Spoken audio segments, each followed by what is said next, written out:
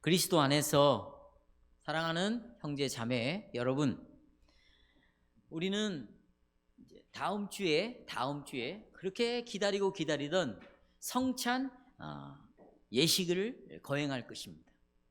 주님의 떡과 잔을 기념하게 될 것입니다.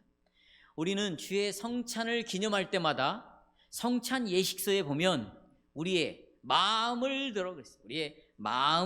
들어 올려서 예수 그리스도께서 하나님 하늘에서 하나님 보좌 우편에 앉아 계시는 그 하늘을 바라보십시오 라는 말을 듣게 됩니다. 마음을 들어 올려서 하나님 보좌 우편에 앉아 계시는 바로 그 예수 그리스도를 바라보십시오 라는 말을 듣게 됩니다. 그 이유가 무엇입니까? 오늘 19주일에 나오는 신앙고백서 때문이에요. 지금 예수님은 승천하셔서 하나님 보좌 우편에 계십니다. 그 말은 예수님이 지금 높아지셨어요. 가장 높은 자리에 계시고 또 하나님 우편에 계신 하늘의 영광을 소유한 자리에 계시기 때문에 우리가 마음을 들어 하늘을 보라는 말을 우리에게 하고 있습니다. 지난 18주일은 그리스도께서 계신 하늘에 관심을 가졌습니다. 하늘에 대해서. 그러나 오늘 19주일은 그리스도께서 하늘에서 지금 행하시는 사역에 대하여 우리에게 말해주고 있습니다. 우리가 고백한 것처럼 그리스도께서는 하나님 오른편에 앉아 계십니다. 그러나 여기에 앉아 계신다라는 말은 아무것도 하지 않고 가만히 있는다 그런 뜻이 아닙니다. 정반대입니다. 그리스도께서는 지금 매우 적극적으로 활동하시면서 아주 특별한 사역에 전념하고 계십니다. 이 오른편에 앉아있다라는 말을 조금 더 구체적으로 말씀을 드리면 지금 영광스러운 위치에 계신다라는 뜻입니다. 이 표현은 그리스도께서 매우 높아지셨다라는 의미를 우리에게 말해주고 있습니다. 매우 높아지셨다라는 말은 권위의 자리를 가리키는 말이고 권위의 자리에 앉아있다라는 말은 권위를 가지고 어떤 엄청난 일을 집행하는 그런 자리에 있다라는 것을 우리에게 말씀해 주시고 있습니다. 그리스도께서 하나님의 오른편에 앉아 계신다는 것은 그리스도께서 어떤 특별한 하나님의 계획을 지금 실행에 옮기신다는 것을 우리에게 설명해 주고 있습니다. 그리스도께서는 바로 하나님의 계획을 실행에 옮기시는데 그 계획이 뭐냐면 구원을 완성하시는 것이죠. 구원의 사역을 완성하는 거예요. 지금 여러분 아직 구원의 사역이 완성되지 않았어요. 주님이 이 땅에 오셔야 완성이 되는데 아직 오시지 않았기 때문에 완성되어지는 과정에 놓여져 있는 것이죠. 이제 우리는 구원의 사역의 완성, 그러니까 부활하시고 높아지신 그리스도의 하늘에서 하시는 사역에 대하여 우리가 오늘 살펴보도록 하겠습니다. 이제 저는 다음과 같은 주제로 오늘 설교를 요약합니다. 예수 그리스도의 탁월하심에 대해서 오늘 설교를 하려고 합니다. 자, 예수 그리스도의 탁월하심 세 가지를 말씀드리겠습니다. 첫째, 예수님은 교회의 머리로서 탁월하십니다. 자, 우리 교리문담은 지금 사도신경의 순서에 따라서 지금까지는 과거에 일어난 일들을 살펴봤습니다. 과거에 예수님이 고난을 당하시고 죽으시고 그 다음에 장사되시고 사흘 만에 부활하시고 그 다음에 승천하시고 이것은 과거에 일어났던 일이에요. 현재 일어나는 일이 아닙니다. 이미 과거에 일어났던 일입니다. 그러니까 그리스도께서 우리를 위하여 이 지상에 계시는 동안에 하셨던 일을 그동안에 살펴봤다면 하나님 오른편에 예수님이 앉아 계신다라는 말은 지금 현재 예수님이 하시는 일에 대하여 말하고 있는 것입니다. 그래서 우리 교리문답은 그런 의미로 그리스도께서 하나님 오른편에 앉아 계신다라는 표현을 지금 쓰고 있어요. 여기 앉아 계신다라는 말은 이 동사의 시제는 여러분 현재 시대의 현재. 지금 하늘 보좌에서 지금 현재 어떠한 일을 하고 계신다라는 의미로 이 동사가 사용되어졌습니다. 그러니까 성도 여러분, 우리 교리문답은 그리스도께서 승천하셨습니다. 그리고 재림하실 때까지 어디에 계시는 겁니까? 하나님 오른편에 앉아 계십니다. 께서는 하나님 오른편에 앉아 계십니다. 이 말은 무슨 뜻입니까? 오른편에 지금 앉아 있다는 말은 예수님이 승천하셔서 다시 오실 때까지의 시간을 말해주고 있습니다. 그 시간에 예수님은 어디에 계시는가? 하늘에서 하나님 오른편에 앉아 계시는데, 이 앉아 계신다라는 말은 아무것도 하지 않고 그저 가만히 있다, 그 말이 아니고 현재 시제로 어떤 특별한 일을 위하여 굉장히 부지런하게 지금 활동하고 계신다, 이런 의미입니다. 그러니까 예수님이 승천하시고 다시 오실 때까지의 그 시간이 하나님 오른편에 앉아 계시는 시간인데, 이때를 우리는 종말이라고 말합니다. 말세라고 말합니다. 마지막 때라고 말을 하는 거죠. 그러니까 지금 우리는 마지막 때에 있는 것이죠. 왜? 예수님께서 어디에 계시니까? 하나님 오른편에 앉아 계시니까 그때가 지금 마지막 때이기 때문에 우리는 지금 마지막 때에 있는 거죠. 우리는 이 역사의, 이 세상 역사의 끝에 살고 있습니다. 이 시기는 세상의 최고의 절정입니다. 지금 우리가 살고 있는 것은 최고의 절정의 시간에 살아가고 있는 것입니다. 왜냐하면 그리스도께서 지금 하늘 보좌 우편에 앉아서 구속의 역사를 마무리하고 있어요. 파이널 터치예요. 마지막으로 지금 터치를 하고 있어요. 이 시간이 지나면 주님이 재림을 하시게 되겠죠. 그래서 지금 이 시기는 절정의 시간입니다. 절정의. 그러나 이 시간에는 굉장히 위험한 시간이에요. 굉장히 긴장할 수밖에 없는 시간이에요. 왜냐하면 하늘에서 사단이 쫓겨나서 어디로 왔습니까?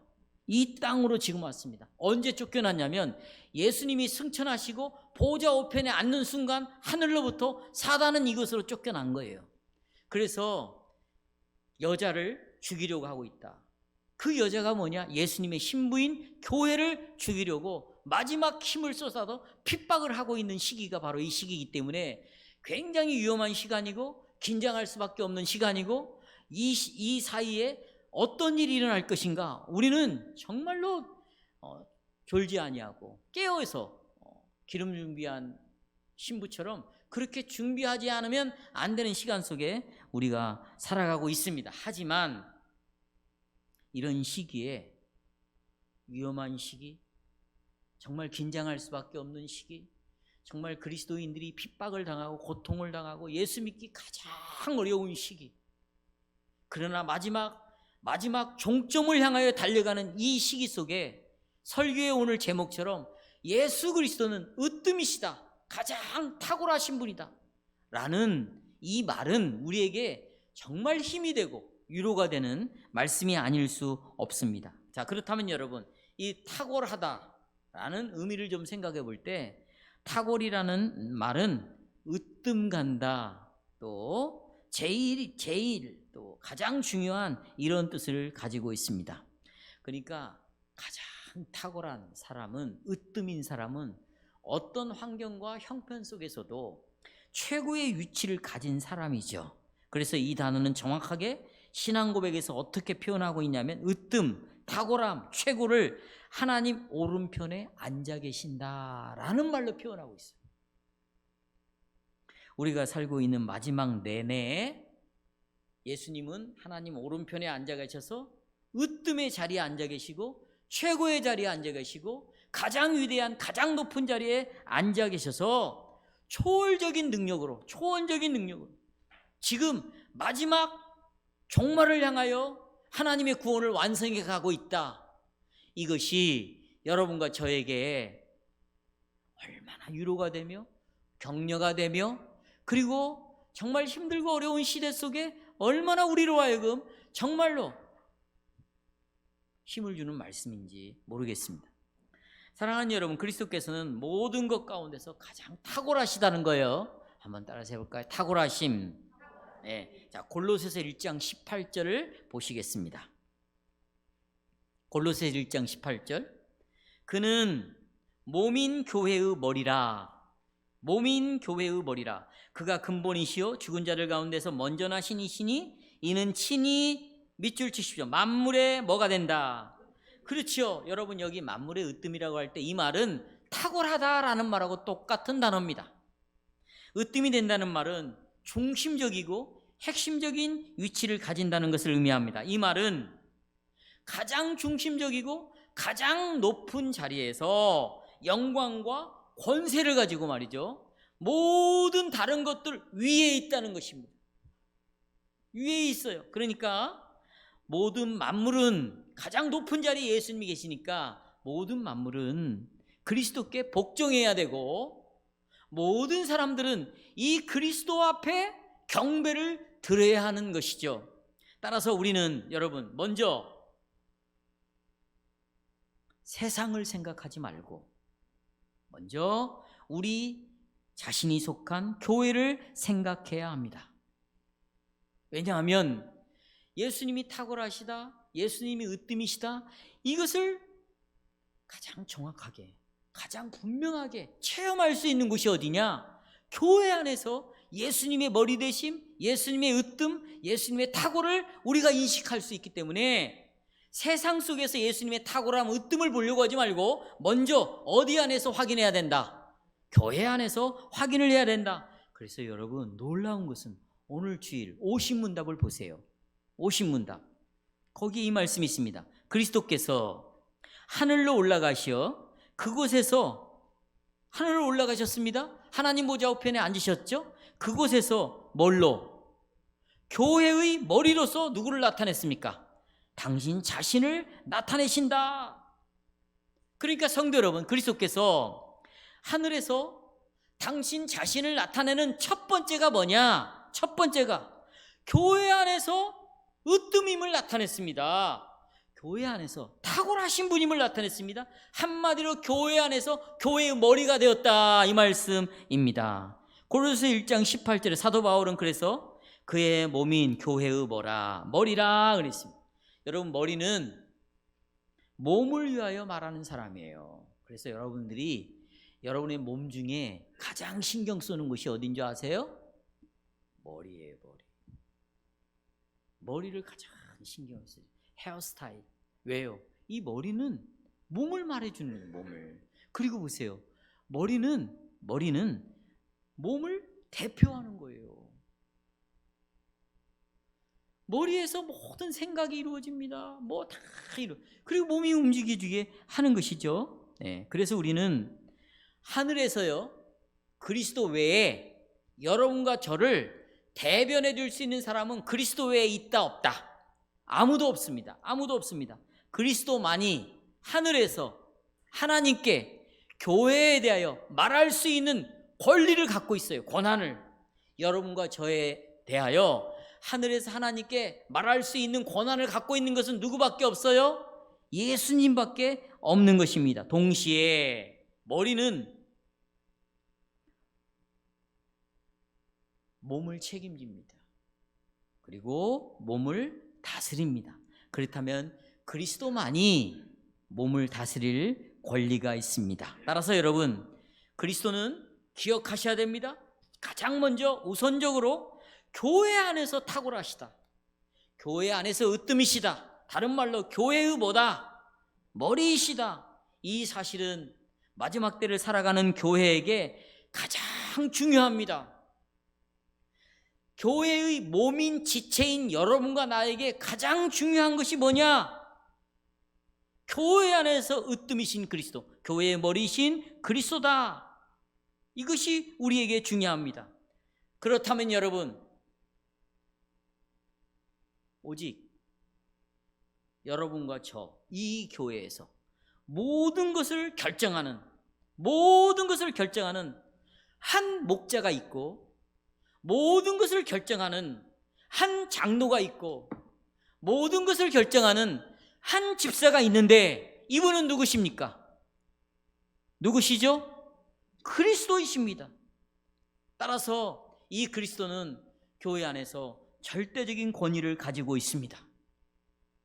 목사도, 장로도, 집사도, 여러분과 나도, 자녀들도, 엄마도, 아빠도, 나이가 드신 우리의 신앙의 선배들도, 그들의 으뜸이 누구냐? 그리스도입니다. 머리입니다. 그리스도는. 따라서 우리 모두는 교회 안에서 그리스도가 가장 탁월하신 분이고 으뜸이시고 우리의 머리라는 것을 서로 피차 보여줌으로 그리스도가 하늘 보좌 우편에서 지금 역사하고 있고 우리를 다스리고 있고 통치하고 있다는 것을 서로 보여주는 것이죠. 그래서 교회 생활이라는 것은 보여주는 생활이에요. 우리가 오늘도 구역 모임을 통해서 여러 가지 여러분이 나왔지만 자신을 숨기는 시간이 아닙니다. 입을 닫는 시간이 아니에요. 예수님이 나의 머리고 나를 다스리는 분이심을 보여주는 시간이다. 여러분, 이것을 여러분은 믿으십니까? 그렇다고 그리스도께서 으뜸이라고 머리라고 독재자로서의 교회를 다스린다는 말은 결코 합니다. 예수님은 절대 독재자가 아니에요. 왜냐하면 그리스도는 아버지 하나님과 성령 하나님과 늘 함께 교제 속에서 우리를 다스리시죠. 이것은 매우 중요한 사실입니다. 때때로 국민들을 위하지 않는 국가의 머리를 가질 수 있습니다. 그런 자는 국민을 위하지 않는 국가의 머리는 국민들을 착취하고 또 자기의 부를 추구하지요. 국민들이 그런 머리에 대하여 대항할 때 위협을 합니다. 또 국민들을 짓밟습니다. 역사를 보면 참으로 독재자적인 통치들의 역사예요. 우리 대한민국 역사는 다 그렇습니다. 뭐 누구를 가장 존경하고 아닙니다, 여러분. 그것은 자기의 권력을 이용해서 실은 남용하는 경우가 많죠. 지금도 그렇잖아요. 지금도. 그러나 여러분, 이런 국가의 이런 독재자적인 머리의 역할로 인해서 우리가 굉장히 힘들어하고 있는데 이런 슬픈 현실이 교회 안에서도 일어나고 있다는 것입니다. 교회 안에 있는 직분자들이 바르게 자기의 직무를 수행하지 않고 그 자리를 이용해서 자신을 높이고 하나님의 영광을 탈취하고 있는 모습이 실제로 교회 안에 일어나고 있습니다. 그러나 그리스도께서는 결코 그런 방식으로 우리를 다스리지 않습니다. 그리스도께서는 들어보십시오. 이 교회를 당신의 몸이라고 말하고 있습니다. 그리고 그리스도께서는 당신이 머리로서 이 몸을 보양해 가듯이 그렇게 그리스도의 몸을 지금도 보호하고 보존해 가십니다. 그리스도께서는 이 교회를 신부라고 말하고 이 자기 신부를 위하여 생명을 줬다고 말하고 그리고 가장 고배로운 피를 그 신부를 위하여 내줬다고 우리에게 말해주고 있습니다. 따라서 교회의 머리이신 그리스도께서는 우리에게 대가를 요구하지 않습니다. 오히려 대가를 지불하시죠. 대가를 지불해요. 결코 머리 되신 그리스도께서는 불가능한 것을 우리에게 요구하지 않아요. 대가를 지불합니다. 대가를. 보혈을 지불했습니다. 그렇죠. 생명을 지불했어요. 오늘도 보세요. 완전히 벌거벗기신 몸으로 그 십자가 위에서 내가 목마르다 그랬습니다. 신포도주를 마셨습니다. 그렇죠. 그리고 내가 다 이루었다. 이것은 뭡니까? 당신의 몸인 여러분과 저를 위하여 뭔가를 대가를 요구하는 것이 아니라 그분은 자기의 몸을 위하여 대가를 지불하신 분이시다. 여러분, 이것을 우리가 분명히 들었습니다. 확신하십니까? 그걸 붙잡습니까? 무리한 요구를 절대로 하지 않는 분이십니다. 자, 이제 예수님이 우리를 위하여 하신 일을 볼까요? 요리문답 51문답을 보시겠습니다. 51문답. 우리의 머리이신 그리스도의 이러한 영광이 보세요. 우리에게 주는 유익이 무엇입니까? 이 질문에 대한 답이 어떻게 주어집니까? 답은 그리스도께서는 당신의 성령을 통하여 당신 지체인 우리에게 어떤 은사? 하늘의 은사를 부어주신다. 하늘의 은사. 밑줄 치십시오. 형제자매 여러분, 여기서 말하는 하늘의 은사는 무엇일까요? 우리 교리문답은 오순절의 본문인 사도행전 2장을 근거로 이 하늘의 은사를 설명하고 있어요. 사도행전 2장에 보시면 하늘의 은사를 뭐라고 말하고 있습니까? 성령의 부어주심으로 이 은사를 말해주고 있습니다. 예수님이 그러니까 승천하시면서 누구를 보내셨습니까? 성령을 여러분 잘 알고 계시네요. 성령을 보내셨습니다. 자, 그러면 보세요. 성령은요 이제 성령을 선물로 받았습니다. 근데 이 성령이 어떤 일을 하시냐면 사도들의 입을 열어서 새로운 언어로 새로운 내용을 강력하게 선포합니다. 새로운 언어가 뭡니까? 그리스도에 관한 언어입니다.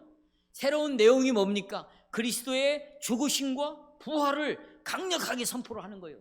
그러니까 이 복음을 듣고 많은 사람들이 뭘 일으킵니까? 믿음을 일으키기 시작했습니다. 여기 보세요. 성령을 보내셨다.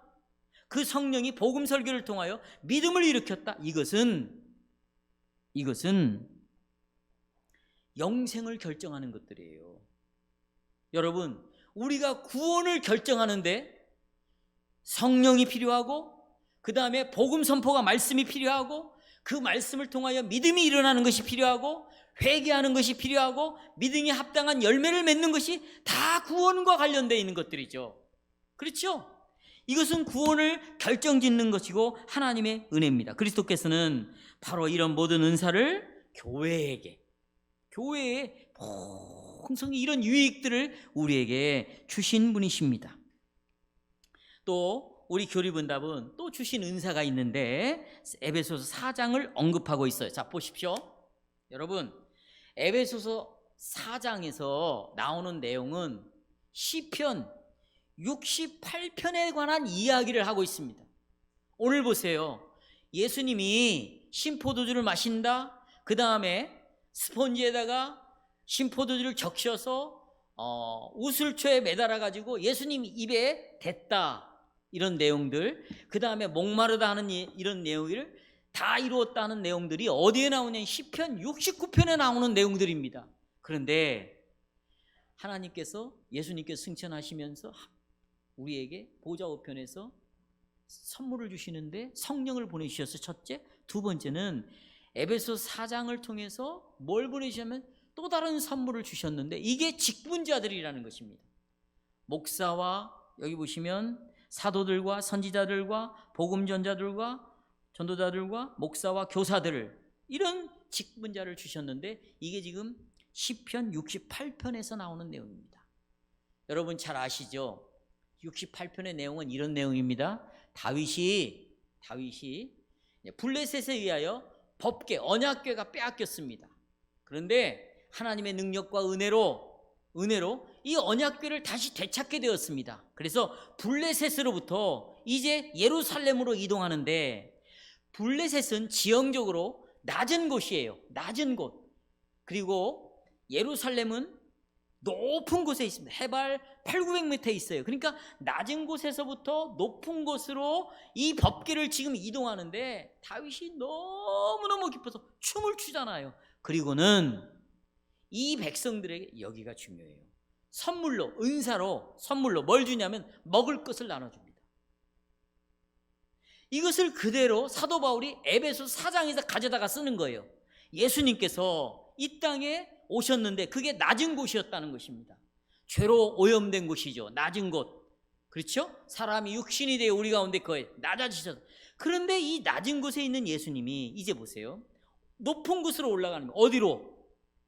하늘로 올라가면서 우리에게 다윗이 법궤가 이동하면서 높은 곳으로 가면서 선물을 주는 것처럼 예수님도 우리에게 선물을 줬는데 그게 뭐냐? 먹을 걸 주는 것이 아니라 이제 여기 보시면 사도들, 선지자들, 목사, 장로, 여기 복음 전도자들, 교사들, 한마디로 복음 사역을 위하여 부름받은 직분자를 주셨다는 것입니다. 이 은사들은 생명의 복음을 선포하는 데 있어서 없어서는 안 된 절대적인 아주 중요한 직분자들이죠. 만약에요, 이런 은사들이 없잖아요. 그러면 우린 영원히 죽게 되는 것이죠. 성령을 보내시지 않았다면, 그렇죠? 또 성령께서 복음을 전하는 자를 보내지 않았다면, 또 복음을 들은 자들을 통하여 그들을 잘 살피는 장로들을 보내지 않았다면, 교사들을 보내지 않았다면 우리가 어떻게 복음을 듣고 어떻게 믿음이 일어나며 어떻게 구원을 얻으며 어떻게 죄사함을 받음으로 천국에 갈 수 있다는 이런 놀라운 은혜를 우리가 알 수 있겠어요. 그러니까 이런 선물로 주신 직분자들이 없다면 우리는 다 죽게 될 것입니다. 예수님께서는 바로 교회의 머리로서, 으뜸으로서, 탁월한 자로서 우리에게 선물을 주시는데 이런 놀라운 선물을 주셨다는 것입니다. 그런데 예수님은 이런 영적인 선물만 주는 게 아니에요. 물질적인 선물도 주십니다. 여러분, 하나님의 이름으로 모인 자기 백성들이 예배를 드리는데 필요한 물질적인 것들을 다 공급해 주시고 있다는 거예요. 여러분, 이 예배당 보세요. 물론 하나님이 하신 일이에요. 이 예배 드릴 수 있는 공간을 주십니다. 얼마나 아름답습니까, 이 공간이? 그리고 주차장도 있습니다. 히터도 있습니다. 에어컨도 있습니다. 피아노도 있습니다. 이번에 여러분들이 특별 헌금을 해서 음향 시스템을 우리가 또 다 이거 새롭게 했지 않습니까? 이 모든 것들은 하나님의 이름의 영광을 위하여 예배를 드리겠다고 모인 여러분에게 물질적인 복을 머리 대신 그리스도께서 주시는 거 아닙니까? 개개인에게도 마찬가지입니다. 하나님은 여러분들에게 집도 주셨습니다. 돈도 주셨습니다. 가족도 주셨습니다. 삼시세끼 먹을 수 있는 일용할 양식도 주셨습니다. 이 모든 것들은 그리스도께서 우리에게 주신 선물이에요. 없는 것으로 인해요, 제발 불평하지 마시고 있는 것으로 인하여 감사하십시오. 내가 아무리 과거에 부정적인 인격으로 형성되었다 할지라도 예수를 만나면 그 인격은 새로운 인격으로 바꿔졌단 말이죠. 새 사람이 되었단 말이죠. 새로운 피조물이 되었단 말이죠. 사도 바울이 다윗이 뭐라고 말합니까? 여호와가 나의 목자인 것 때문에 나는 부족함이 있다 없다. 주위에 있는 사람들이 죽겠다는 거예요. 부족하다는 거예요. 이것도 불평이고 저것도 없다 그러고 이것도 만족이 안 되고 저것도 목마르고. 그런데 그런 자들을 위하여 다윗이 깃발을 꽂는 거예요. 예수 그리스도를 믿는 자는 어떻게 변하는가? 없는 것 때문에, 부족한 것 때문에 불평하는 것이 아니라 내가 지금 주어진 것, 있는 것, 하나님으로부터 온 것으로 알아서 감사한다는 것이죠. 그러면 그 마음의 입술에 뭐가 나오겠습니까? 찬양이 나오죠. 감사의 노래가 나오죠. 기쁨의 노래가 나오는 거예요. 여러분, 사람을 만나면, 그래서 우리는 성경의 근간 긍정적인 이야기를 할 수밖에 없잖아요. 남편이 퇴근하고 돌아왔는데, 아내가 들어왔는데, 자식들이 왔는데 만나가지고 인상만 쓰고 있다. 너는 왜 이것도 안 하고 있냐고 말하고 있다. 물론 그런 말은 얼마든지 할 수가 있습니다. 그러나 여러분, 하나님은 영적으로만 우리의 머리가 예수님이 머리가 아니고 실제적으로 물질적으로도 우리에게 주신 것이 얼마나 차고 넘치는 것들이 많습니까? 그렇다면 감사하자는 거죠. 옆 사람하고 한번 이야기합시다. 감사합시다. 네, 참 오래간만에 저도 어색해요. 그러나 백안교회 성도 여러분, 무엇보다도 중요한 것은 영생을 소유했다는 것입니다. 이 영생은 소멸당하지 않아요. 없어지지 않습니다. 누가 와서 도둑질 해갈 수도 없습니다. 사랑하는 여러분, 바로 그리스도는 교회의 머리이십니다. 또 다른 차원인데, 교회의 머리시라는 이 말씀은 교회 회원인 우리가 항상 우리의 자신을 머리 대신 그리스도에게 복종시켜야 한다는 것이죠. 교회의 직분자들은 오직 그리스도의 말씀으로만 다스려야 합니다. 교회의 유일한 권위는 뭘까요? 그리스도께서 말씀으로 통치하는 것입니다. 여러분, 우리 모두 개인이나 전체 교회로나 모두 우리는 어디에 매여 있어야 될까요? 하나님의 말씀에 매여 있어야 되고 하나님의 말씀에 복종해 있어야 합니다. 오직 이 말씀 안에서 우리는 그리스도의 탁월하심을 인식해야 돼요. 어디 안에서만? 말씀 안에서만. 그러니까 목사도 오직 말씀에 근거해서 이 복음을 전할 때만 거기에서 그리스도의 탁월하심이 드러나는 거고, 장로들도 이 말씀을 가지고 여러분을 살필 때만 거기에서 그리스도의 머리되심이 드러나는 거고, 머리되심이 드러날 때, 들어보세요, 머리되심이 드러날 때 여러분과 저는 모두가 다 그리스도에게 복종할 수밖에 없고, 그리스도에게 복종당하는 자들은 내 일거수일투족 모든 것들이 다 누구에게 소속되어 있다? 그리스도에게 소속되어 있다. 소속되어 있다. 따라서 그리스도는 우리의 교회의 머리이시고 교회 안에 있는 모든 각 사람의 머리이십니다. 바울은 고린도 교회에게 모든 사람의 머리가 그리스도이시다라고 우리에게 분명히 말씀해 주시고 있습니다. 따라서 교회의 머리가 그리스도라면 여러분의 가정의 머리는 그러면 누구일까요? 누구예요? 그리스도예요. 여러분, 여러분의 가정을 누가 다스립니까? 아내들이요, 잘 들으십시오. 남편의 신앙을 망치지 마세요. 남편의 신앙을 뒤흔들지 마세요. 아내는 돕는 배필인 거죠. 남편이 머리로서 교회의 머리이신 그 그리스도가 이 가정에서 왕노릇하도록 아내들은 깨어서 기도하고 옆에서 잘 보살펴드림으로 그 남편이 그리스도로 인하여, 그 말씀으로 인하여 통치를 받고 그 말씀을 따라 그리스도가 머리되심을 드러날 수 있도록 아내들은 돕는 역할을 해야 되고요. 또 남편들이요, 당신을 통하여서 머리되심이 그리스도임을 나타내심으로 아내로 하여금 그리스도를 바라보게 하고 그리스도의 말씀의 통치를 듣게 하고 그리스도 안에서 진정으로 아내의 역할을 할 수 있도록 남편들은 아내를 돌보고 사랑해야 될 의무와 책임이 있다는 것이에요. 이것이 바로 하늘 보좌 우편에 앉아 계시는 그리스도께서 교회의 머리로서, 가정의 교회의 머리로서 우리에게 주시는 큰 축복이고 위로입니다. 둘째로, 예수님은 만물의 왕으로서 탁월하시다는 것입니다. 골로새 1장 18절에 보면, 자 보십시오. 끄트머리 보십시오. 자, 뭐의 으뜸?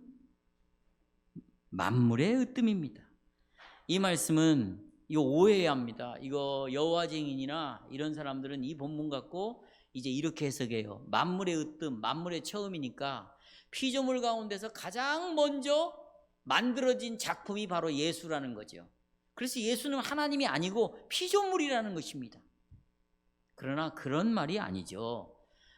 단지 창조에 있어서 그리스도께서 너무나 탁월하신 하나님의 아들이기 때문에 이분이 제일 먼저 만물을 맡았어요.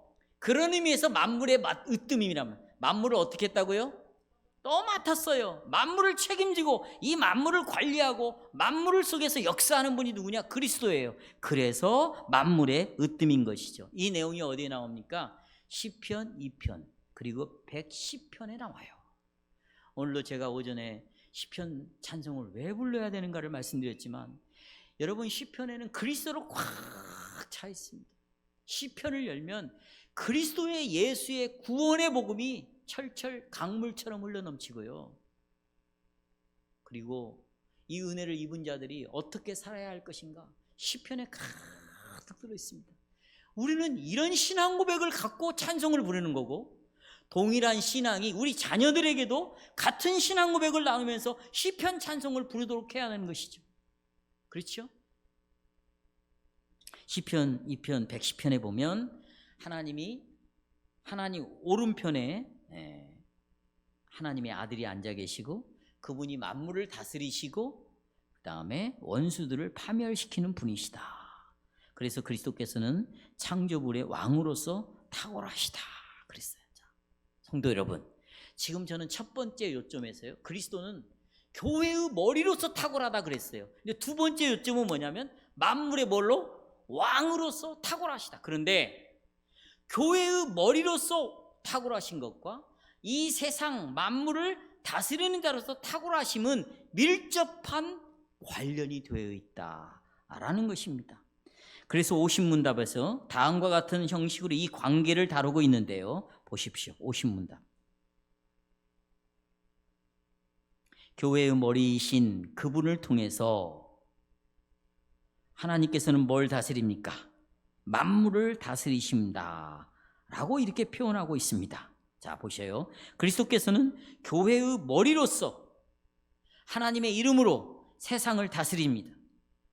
하나님께서는 교회의 머리에게 세상을 통치할 수 있는 그런 통치권을 주셨습니다. 이것은요, 이 말씀은 주님이 교회가 유익이 되게 하는 그런 방식으로 피조물과 만물을 지금 통치하고 있다. 중요하죠? 자, 그리스도께서 지금 세상 만물, 여기 만물이라는 것은 헬라어 단어에 보면 역사라는 말입니다. 역사. 지금 이 역사가 흘러가는 것, 이 세상, 여러분에게 역사가 있죠? 학교를 다닙니다. 직장을 다닙니다. 결혼을 합니다. 아이를 낳습니다. 가정을 이루어갑니다. 이게 다 만물이에요. 만물. 예. 이 만물을 다스리는 왕이신데 그분이 교회의 머리로서 만물을 다스린다는 거죠. 그러니까 이 만물, 이 역사를 다스리는 목적이 뭐냐? 지금 예수님께서 여러분을 학교에 보내서 공부하게 하십니다. 그게 하나님의 통치죠. 직장을 보내서 일하게 하십니다. 가정에서 주부로서 일하게 합니다. 하여튼 어떤 일을 하든지 이건 다 세상에 속해 있는 거예요. 만물입니다. 역사입니다. 그런데 여기서 만물을 다스리신 왕이신 그리스도께서는 바로 뭐냐? 교회의 머리라는 거예요. 다시 말하면 이 만물을 다스리는 목적은 하나의 목적을 위하여 만물을 다스리는데 교회로 영혼들을 모으시고 모아있는 영혼들을 보호해 주시고 여러분의 영혼을 보존해 주시는 일을 위하여 지금 만물의 으뜸으로서 세상을 다스리고 있다는 것입니다. 성도 여러분, 조금 더 말씀을 드리겠습니다. 내가 예를 들어서 공부를 하는 학생입니다. 자, 직장을 다니고 있습니다. 이 위에 이런 것들을 섭리하시고 다스리는 분이 예수님입니다. 그런데 왜 내가 학교를 갑니까? 왜 내가 직장에서 돈을 벌입니까? 그것은 이 자체가 목적이 아니라는 것입니다. 이걸 통하여 이 세상의 역사를 통하여서 교회에 들어오게 하시고 이 교회 생활을 하기 위하여 하나님은 만물의 왕으로서 교회의 머리로서 역할을 하고 있다라는 것이죠. 만약에 그런다, 이 세상에 있는 것들이 목적이 되어버리면 교회는 어떻게 될까요? 여러분이 이런 것들에 우선순위를 두고 결정을 내리신다면 그 영혼은 십자가는 믿을지 모르겠어요. 그러나 이분이 하나님 오른편에 앉아 계셔서 아무것도 않는 게 아니라 지금 역사를 하고 있단 말이죠. 어떻게? 교회의 머리로서 세상을 다스리는 분으로는 받아들이지 않고 있다. 그래서 우선순위가 바뀌게 되는 것입니다. 이제 우리는 그리스도께서 교회의 머리로서 만물을 통치하시고 당신의 백성이 유익되는 그런 방식으로 모든 것을 인도하고 있다. 특별히 이 마지막 때가 하나님의 손 안에 있다는 것을 우리는 분명히 깨달아야 되겠습니다. 오늘 세상은 그리스도의 다스림의 그런 다스림 가운데에서 지금 존재하고 있고요. 그리스도에 의해서 이 세상은 지금 진행이 되고 있어요. 그러나 이 세상의 역사는 단 하나의 목적이 있을 뿐입니다. 그것은 곧 교회를 보호하기 위해서 이 세상의 역사 속에 그리스도가 참여하고 있다는 것입니다. 그리고 이 모심을 완전하게 끝날 때까지 방해할 수 있는 자는 아무것도 없습니다. 하나님의 교회를 파괴할 능력을 가진 자는 아무것도 없습니다. 여러분, 우리 교리문답은 이렇게 말합니다. 51문답 보십시오. 자, 이 교회를 지키기 위하여 51문답, 그리스도께서는 당신의 능력으로 우리를 모든 원수로부터 보호하시고 지켜주신다. 그리스도께서 하늘로 올라가시기 전에 하늘과 땅의 모든 권세를 나에게 주셨다고 분명히 말씀하셨습니다. 그리고 예수님이 그랬으니 너희는 가서 모든 족속으로 뭘 삼아라? 제자를 삼아라. 너희는 첫째 가라 그랬어요. 가라 그랬어요. 우리가 가는 거예요. 교회가 하는 일은 가는 겁니다. 멈추는 게 아니에요. 가는 거예요. 제자를 삼아라. 그 말은 학생을 만들어라. 이 말은 무슨 말이야? 계속해서 교회에서 가르치라는 거예요. 명령입니다. 뭘 가르쳐요? 아버지와 아들과 성령의 이름으로 내가 어떻게 세례를 받았는지, 내가 세례를 받기 위하여 아버지는, 아들은, 성령은 어떤 일들을 해오셨는지 이걸 계속해서 가르치라는 거예요. 그런데 지금 이 세상이 그리스도의 손 안에 있고 그 손 안에 있는 이유는, 하나님이 이 세상을 그리스도에게 맡기신 이유는 이 세상을 가지고 교회를 보존하는 일에 이 세상을 사용하라고 세상을 다스리고 있는데, 그러면 교회는 그럼 무슨 일을 해야 돼? 가서 가르치고 세례를 주는 일을 해야 돼요. 배워야 되죠. 그러니까 우리가. 그런데 여러분이 만약에 배우는 일에, 교회가 가르치고 여러분이 배우는 일에 참여를 하지 않는다, 몸이 힘들어서 참여하지 않는다, 바빠서 참여하지 않는다, 가고 싶지 않아서 참여하지 않는다, 여러분 한번 생각을 해보세요. 어떤 일이 벌어질까요? 우리는 그리스도의 명령에 불순종하고 살아가는 것이죠. 그럼 왜 우리는 이렇게 열심히 배워야 될까요? 배워야 하나님을 더 깊이 알아갈 수 있고, 내 자신의 존재를 더 깊이, 내가 어떤 존재인가를 알아가면서 더욱더 끝까지 하나님을 의지하고 신뢰하면서 하나님이 우리를 향하여 베푸신 그 놀라운 그 구원의 계획들을 바라보면서 우리가 이 땅에서 마귀와 싸우며 하나님께 영광 돌리는 삶을 살 수 있지 않겠습니까?